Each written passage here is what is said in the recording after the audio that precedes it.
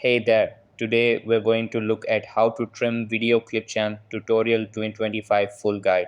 So let's get started. First, open your browser and go to clipchamp.com, or open the Clipchamp app on your computer. Over here, click the sign in button. After that, click continue with Microsoft and select your Microsoft account.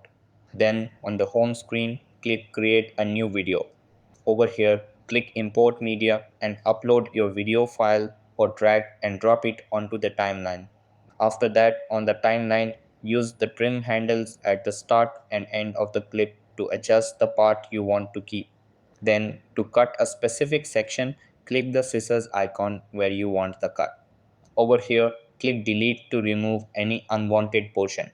After that, if there's a gap in the timeline, click delete this gap. And that wraps it up. Appreciate you watching. See you in the next.